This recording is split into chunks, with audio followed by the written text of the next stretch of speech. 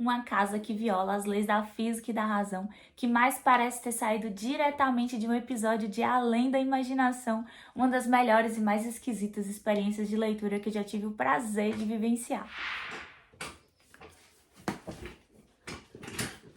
Oi pessoal, sejam bem-vindos ao canal, eu sou a Celcina do Uma Janela Secreta e nesse vídeo eu vou comentar um pouquinho sobre o livro Casa de Folhas, do americano Mark Z. Danielewski. Esse é um clássico moderno do terror experimental com páginas que simulam toda a loucura e estranheza vivida pelos personagens aqui.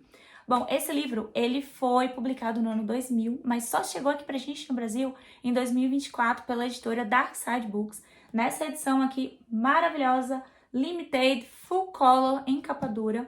O meu eu ganhei de presente de aniversário do meu namorado. Gratidão demais, eu fiquei completamente obcecada por esse livro. Tanto que eu vim aqui pra poder gravar uma vídeo resenha dele. Bom, se você já ouviu falar de Casa de Folhas, sabe que ele vai te proporcionar uma experiência completamente única de leitura, tanto pela sua diagramação, muito diferente, quanto pela forma em que a narrativa é feita e além da história como um todo, assim, que ela é extremamente interessante. Eu achei uma leitura, assim, espetacular. Gostei demais. O que tem Casa de Folhas que faz de sua leitura, assim, tão única e tão diferente? Bom, fica comigo até o fim da resenha, que eu espero conseguir explicar isso pra vocês, falar mais detalhes sobre a história. Lembrando que a resenha, ela não tem spoiler, tá, gente? Eu não gosto de fazer resenha com spoiler. Então, praticamente todas as informações que estão contidas aqui, elas foram apresentadas pra gente na introdução e no primeiro capítulo do livro, salvo uma curiosidade, alguma situação, mas para te instigar a ler o livro ou te fazer identificar se essa não for uma leitura para você. Então, você pode ficar no vídeo sem medo, tá? Eu não vou dar nenhuma informação que vá estragar a sua experiência de leitura. Bom, então vamos lá. Sobre o que é esse livro? A história gira em torno de um manuscrito encontrado por Johnny Trunch, um jovem aprendiz num estúdio de tatuagem em Los Angeles. Esse manuscrito pertencia a um senhorzinho cego e solitário chamado Zampano, que falecera enquanto ele escrevia o livro Casa de Folhas. Quando Johnny entra no apartamento do Zampano, ele se depara com um verdadeiro caos. Haviam resmas e resmas espalhadas pelos cantos. Pedaços do livro foram escritos em vários lugares, em vários guardanapos, em margens de envelope, em papéis rasgados. Além disso, haviam trechos manchados, riscados, datilografados. Partes do livro eram legíveis, outras ilegíveis. E daí o Johnny pegou todo esse emaranhado infinito de palavras e levou para casa dele. Não demora muito até o Johnny ficar completamente obcecado pela história do Zampano. E eu também ficava completamente obcecado.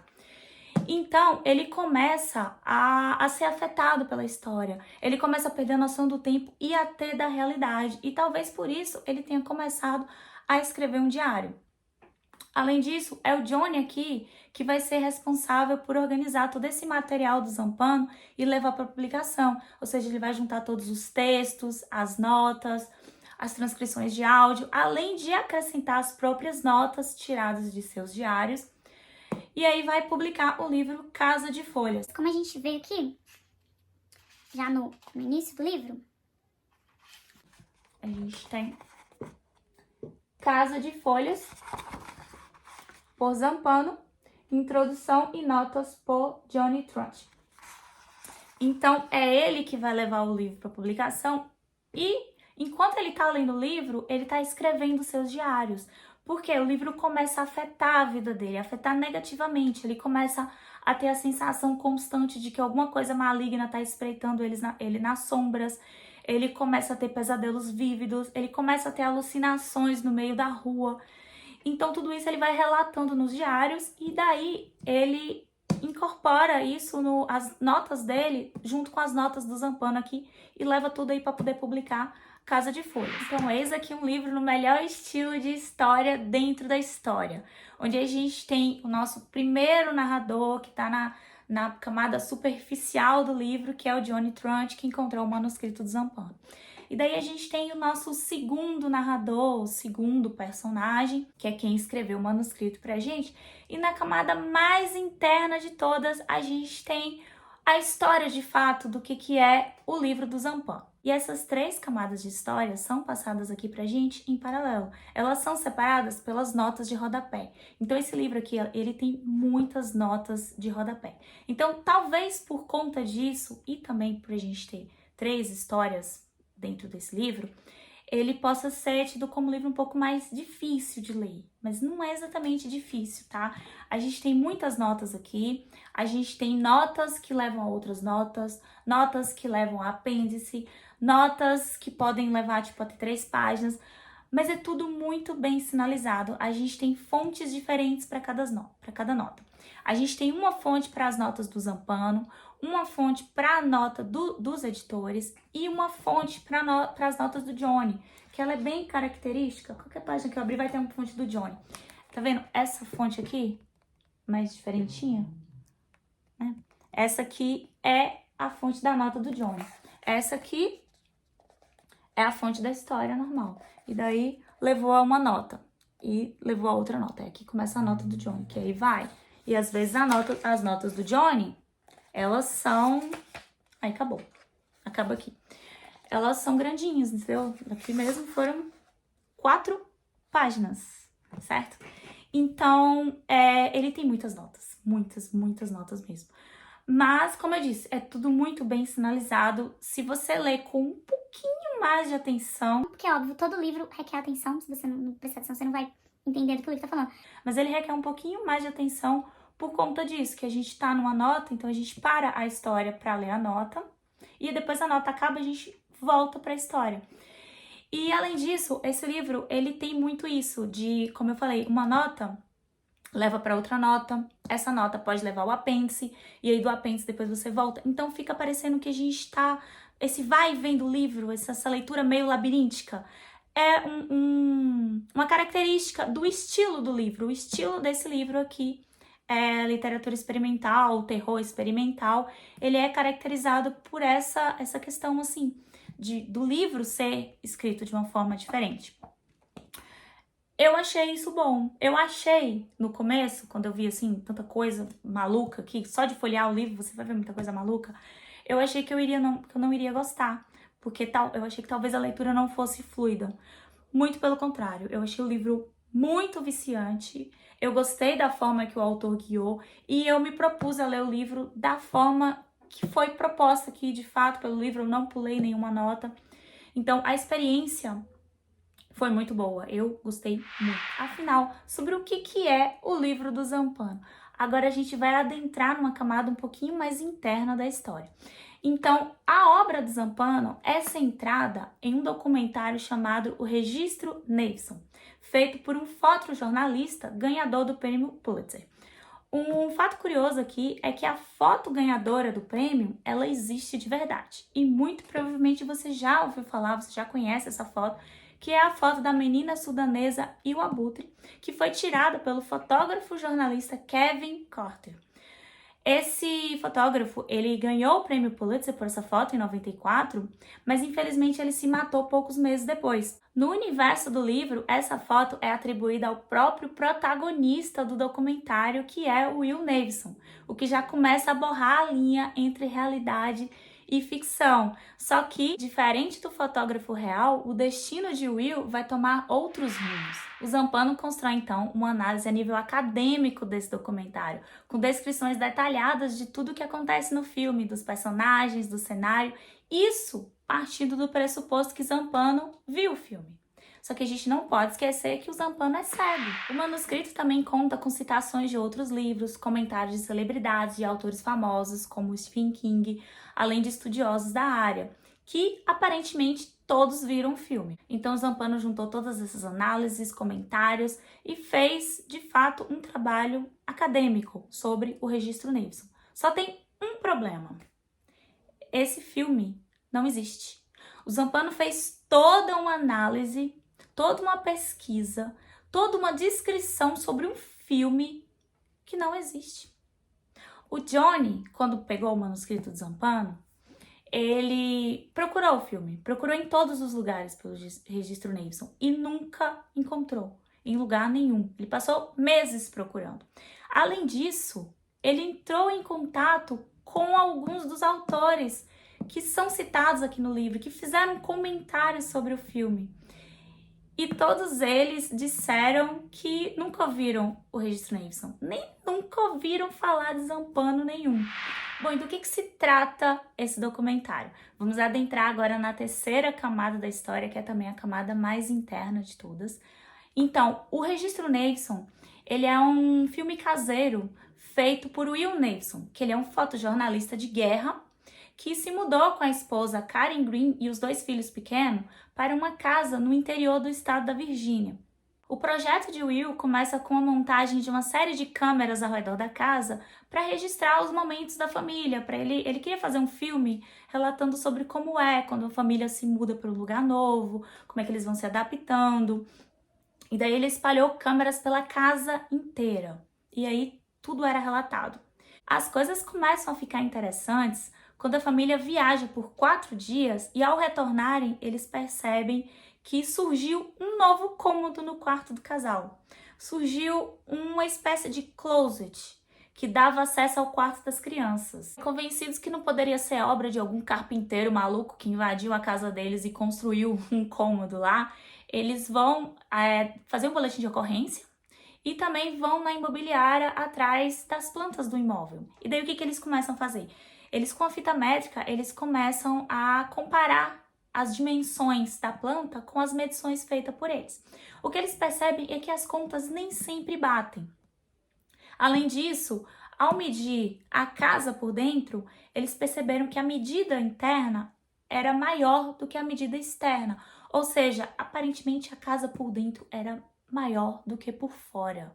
E isso é um detalhe que o autor tenta passar aqui pra gente na capa. Essa capa, ela traz a ilusão de que a capa, ela é menor do que o livro por dentro.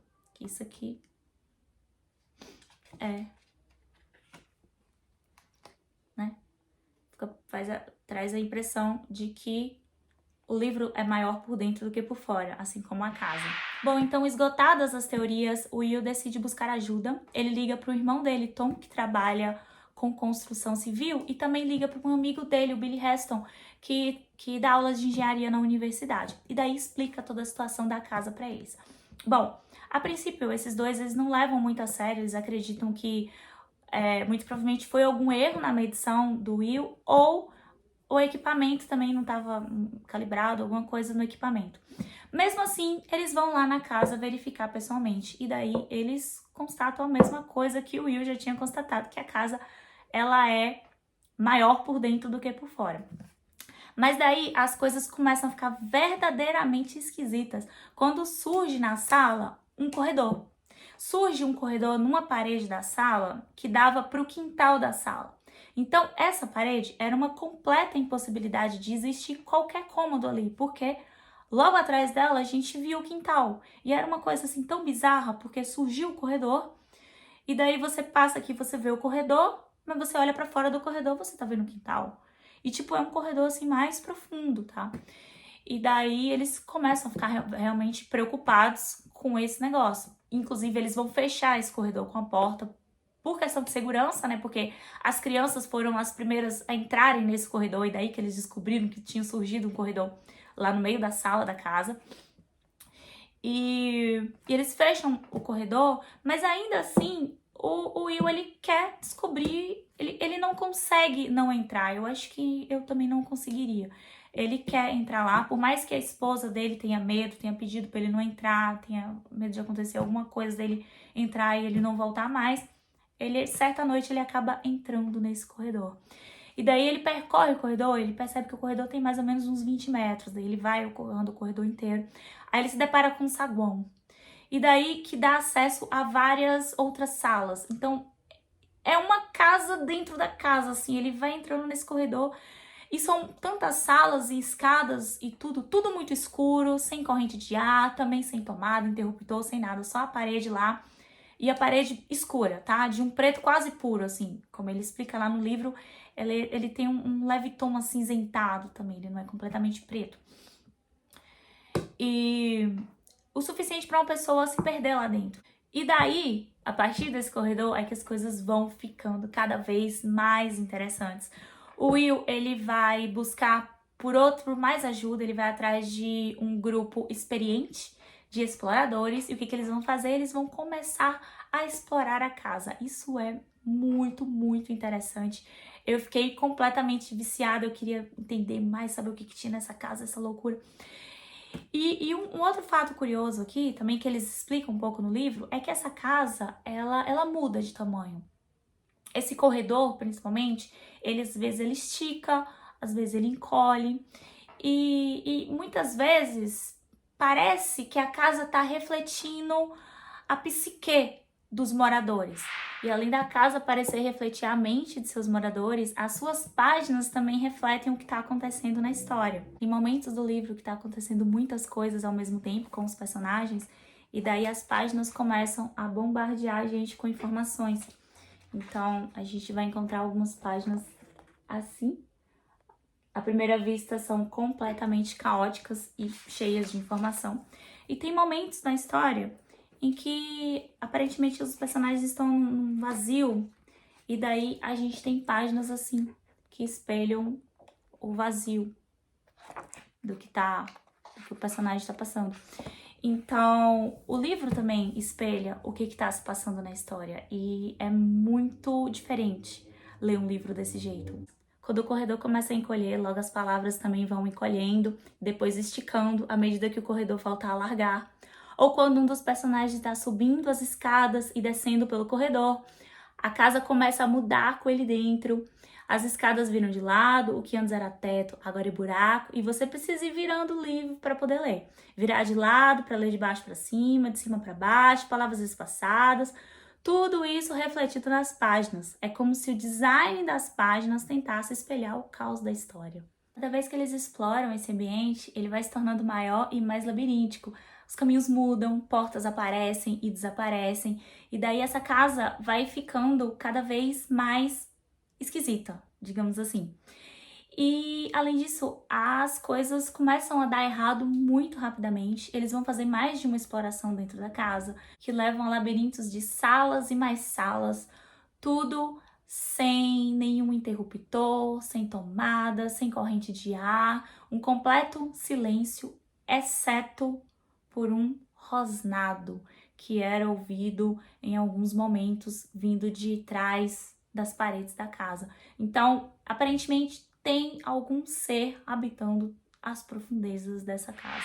Minha gente, que livro é esse? Eu fiquei completamente obcecada por essa história. Tanto que eu li esse calhamaço aqui, ele tem 738 páginas, eu li em pouquíssimos dias, porque eu não consegui fazer outra coisa da minha vida. Eu só tava vivendo Casa de Folhas. No momento que eu não tava lendo o livro, eu tava pensando sobre o livro, criando 1000 teorias na minha cabeça.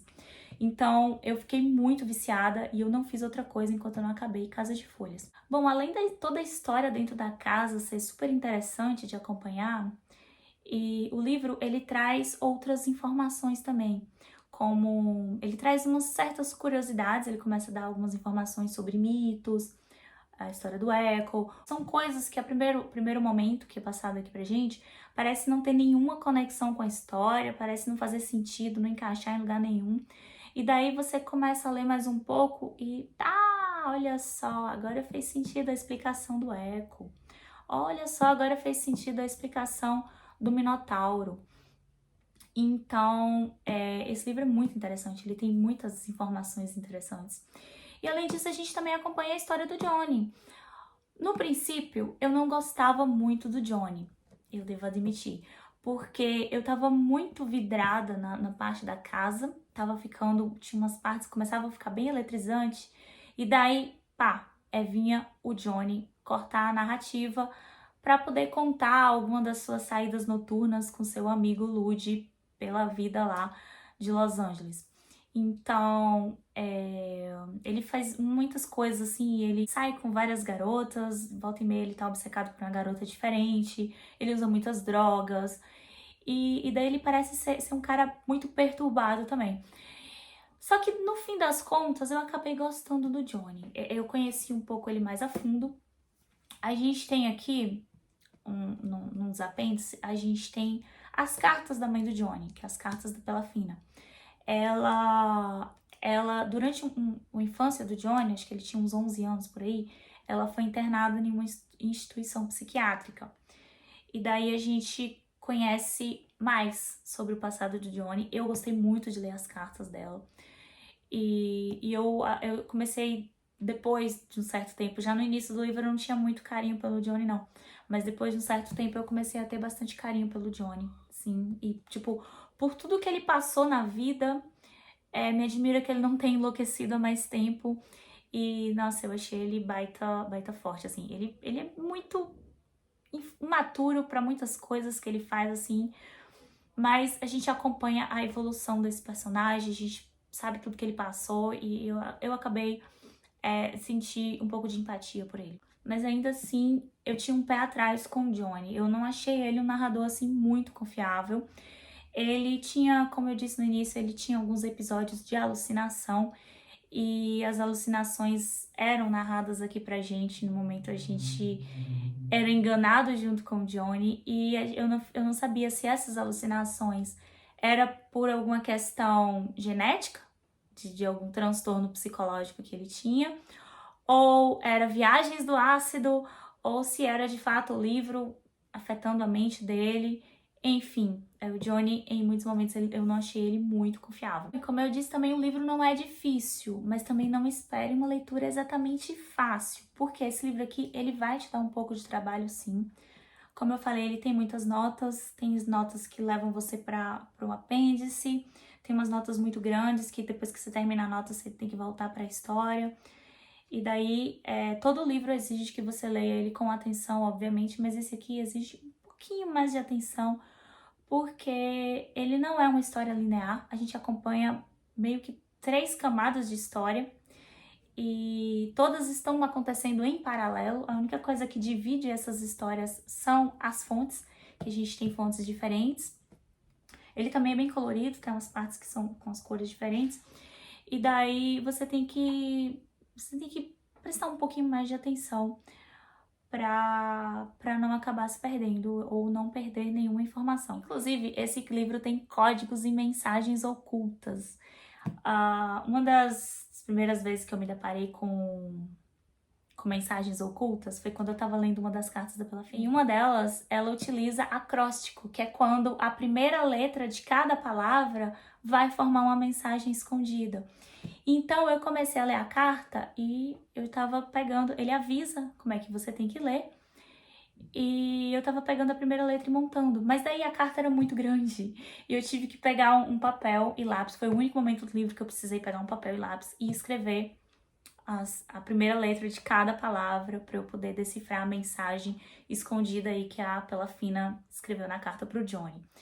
E daí, não é só na carta da Pela Fina que tem acróstico, não. Em alguns outros momentos do livro tem acróstico escondido. Eu não fiquei loucamente procurando isso em todas as partes do livro. E também o livro tem códigos. Se você perceber, além do número que vai levar você para a nota de rodapé... Eu vou ver se eu encontro aqui, porque eu marquei tanta coisa, mas eu não lembro onde foi que eu marquei especificamente isso.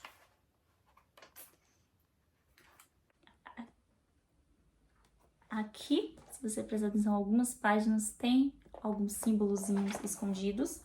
Esses símbolos querem dizer alguma coisa. Peraí que eu vou comentar dele, porque eu já achei outra coisa aqui para mostrar. O livro também, ele tem algumas coisas de código Morse também, tá? Ele tem texto riscado, que seria o que o Zampano iria cortar do livro, mas o Johnny conseguiu recuperar. Tem partes que são de outra cor, por exemplo, o mito do Minotauro em vermelho. Todas as palavras casa, ou derivadas da palavra casa, ou a casa escrita em outro idioma, estão em azul. A gente tem também transcrições de áudio. E a gente tem alguns pedaços que foram perdidos. Foram colocados aqui no livro. Perdidos, né? Tem, enfim. Outro detalhe interessante é que o livro tem alguns símbolozinhos pequenos inseridos ou no canto da página, ou em cima de alguma palavra, que remetem à sinalização internacional terra-ar. que é um sistema utilizado em situações de emergência. E a gente vai ver isso muitas vezes quando as pessoas começarem a explorar a casa. Esses elementos, eles não estão exatamente escondidos, mas eles proporcionam uma camada a mais de leitura, enriquecendo ainda mais a experiência. Então, se você gosta de livros de ficção, que tenha mistério, um pouco de terror, e que tenha essa experiência visual com o leitor, e se você não liga para livros que têm muitas notas, nem livros que não são lineares, então esse livro é com certeza uma boa pedida para você. Eu amei Casa de Folhas. Eu me entreguei completamente à leitura e eu super recomendo esse livro para você que se identifica com esse tipo de elementos presentes aqui no livro. É claro que ele não é exatamente um livro para todo mundo, não é todo mundo que vai gostar de ler esse livro. Ele vai te dar um pouco de trabalho sim, mas não é lá muito trabalho não, tá, gente? Não é um livro que você precisa de algum conhecimento prévio para ler ele te dá todas as informações. Inclusive, ele te fornece algumas teorias, ele tenta te guiar por alguns caminhos, ele te dá alguns caminhos. Assim como um labirinto, você tem alguns caminhos a seguir. E daí cabe a você qual que é a melhor explicação, qual que é a melhor teoria que se encaixa para explicar todo o drama, o caos vivido aqui pelos personagens, tanto pelos personagens dentro da casa, quanto pelo Zampano também, e o Johnny, a mãe do Johnny. Então, assim, foi uma leitura sensacional e espetacular. Como eu disse, tem o Stephen King recomendando esse livro, ele é citado aqui nesse livro, inclusive ele fez um comentário aqui, que quando eu li o comentário dele, era o comentário que eu já tinha feito antes, quando eu soube da casa, que era tipo, onde é que fica essa casa? Eu queria entrar lá nessa casa, e tipo isso, muito a cara dele. Então, é um livro muito viciante. Se você se jogar na leitura, se entregar ao livro, você realmente vai se sentir fisgado e viciado pela história. É muito interessante, mas ele não é facilzinho de você ficar lendo. Não que ele é um livro difícil, mas é porque, primeiro, ele é grande e pesado, tá, gente? Ele tem mais de 700 páginas. Então, não é um livro para você sair levando ele para os lugares. E não é um livro que eu acredito que vai funcionar muito bem em leitor digital, porque eu acho que nem tem, acho que nem dá pra você ter experiência. Porque você tem que virar o livro em alguns momentos, tá, gente? Você não vai passar o livro inteiro lendo e girando, tá? Tem alguns momentos do livro que tem isso. Tem alguns momentos do livro que a gente tem também textos escritos na lateral do livro. Texto escrito de cabeça para baixo. Então, ele tem essa certa... Não é bem uma dificuldade, mas não é um livro muito convencional. Mas, assim, ele é um livro super tranquilo de ler. Se você curte esses elementos apresentados aqui, se a leitura, se pelo que eu contei, te interessou, vá fundo, tá? Esse livro, ele é pra você. Mas se você acha que não quer um livro que tenha uma narrativa não linear, não quer um livro que viaje muito contando a narrativa de um ponto de vista de um personagem que vai no outro, tipo, histórias dentro de histórias. Se você não curte muito isso, se você se perde muito fácil, aí talvez seja legal você ler Casa de Folhas em um outro momento ou talvez nem ler. Mas se você curte, vá, porque é uma baita experiência. Eu estou completamente apaixonada. E eu super recomendo, tá? A escrita maravilhosa. A edição da Dark Side Books tá perfeita. O livro é muito lindo, uma baita edição para colecionador, tá? E eu sou muito grata por ter tido a experiência de ler esse livro. Tá, gente? Eu espero que vocês tenham gostado da resenha. Eu peço desculpas pelo tamanho da resenha. Ao mesmo tempo, ela ficou muito grande, ao mesmo tempo também ficou corrida. Mas eu espero ter passado, pelo menos, boa parte de informações que eu queria contar aqui na resenha pra vocês, tá? Um beijão pra todo mundo que tá assistindo o vídeo e até o próximo vídeo do canal.